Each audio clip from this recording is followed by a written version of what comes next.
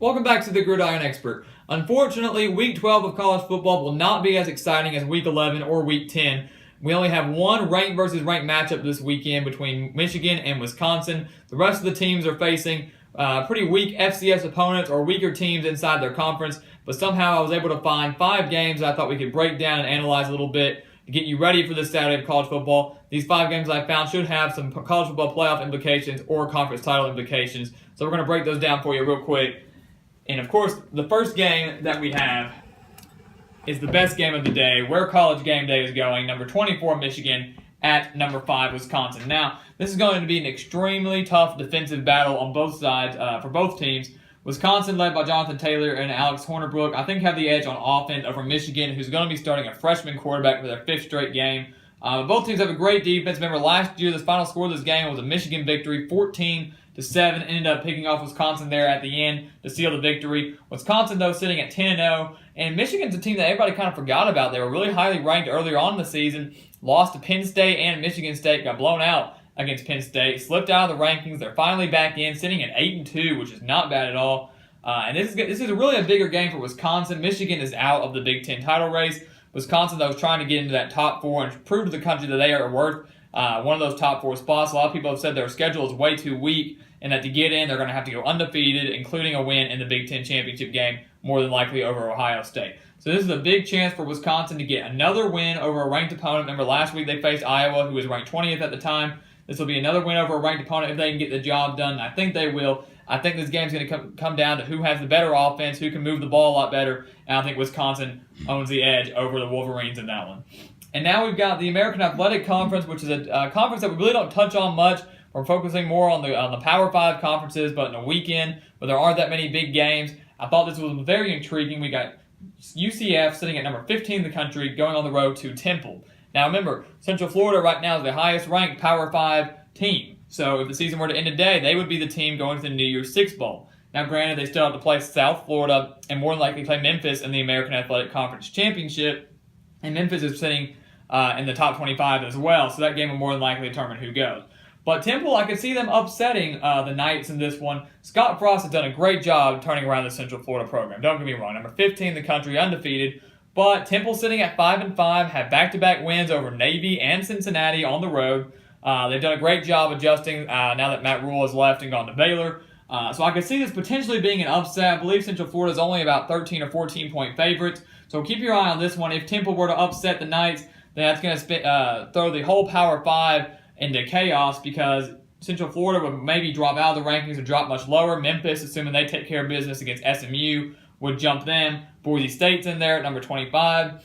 So that would really kind of throw everything into chaos to determine who that New Year's Six bowl berth is going to go to from the Power 5. So keep your eye on this one. Potential upset, Temple defeating Central Florida.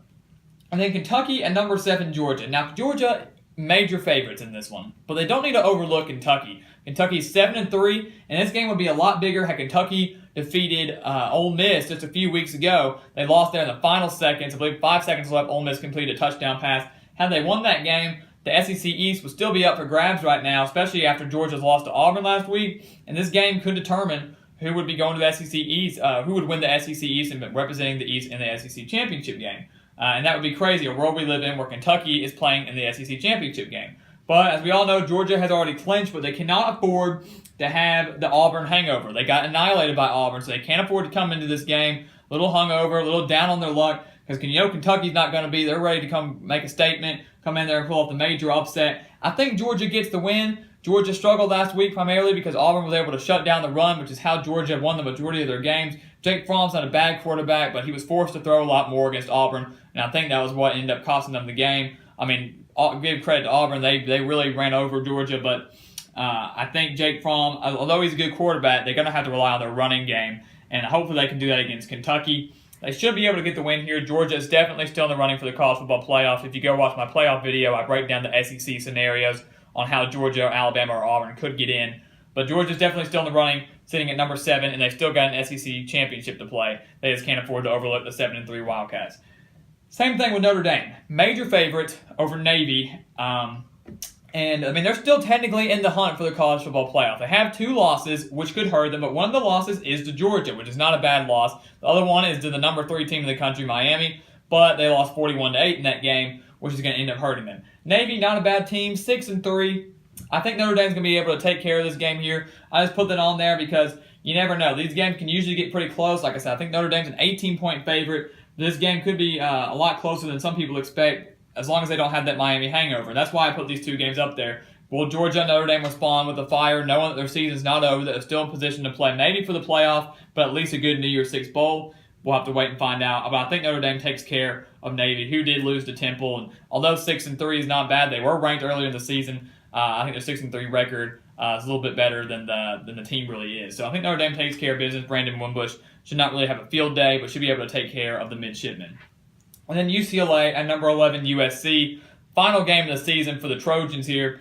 And this game would be a lot more intriguing to me had Josh Rosen stayed healthy. It would have been a great game between two great quarterbacks, Rosen and Sam Darnold. But unfortunately, he's been battling injury. USC should take easy care of this game. UCLA, I believe, sitting at 5-5, so they're still in position for a bowl game if they can get to that 6-6 mark. Not the season they were all hoping for, though. With a quarterback like Rosen, I think they all had aspirations for maybe this game to determine who wins their division in the Pac-12. UCLA, of course, dealing with injuries and some bad losses here and there, weren't able to capture that. Some say USC still in the running for the playoff. I don't think so. Sitting with 2 losses, including a blowout loss to Notre Dame, I think they're out, but they're still in the running for the Pac-12 championship game. This game is much bigger for USC than it is for UCLA. I think Sam Darnold has a field day over the Bruins defense, takes care of business at home, and gets USC into the Pac-12 championship game. So this one will be a fun one to watch. Always fun to watch those in-state rivalries, have the bad blood there, but I think USC takes care of business. So overall, it should be a solid day of college football on Saturday. It will not be as exciting as Week 11 or Week 10, but get ready for rivalry week next week. We're going to have some big games. This board will be covered from top to bottom with some of the best games coming your way next Saturday. Those teams are going to be trying to get into the playoffs. Some of these teams are going to be trying to get into the conference championship game. Next week will be much bigger than Week 12. But of course, we got to play the games. Some of these games could be upsets. I expect, besides the Michigan-Wisconsin game, to see a few teams that are ranked lose to a few unranked teams, but nothing too major that should shake up the top 10, which is, of course, the most important right now, and especially the top 4. Nothing major should shake that up, as some of those teams are playing the weaker teams. I know Alabama's playing an FCS opponent. Same with Clemson. Miami's got Virginia, and Oklahoma has Kansas. So everybody should take care of business in the top 4, but get ready for next week. That's when things are really going to get exciting and then send the playoff into chaos. So make sure you're watching out for that. Thank you for watching. Please continue to like, comment, and subscribe, and we will see you next time on The Gridiron Expert.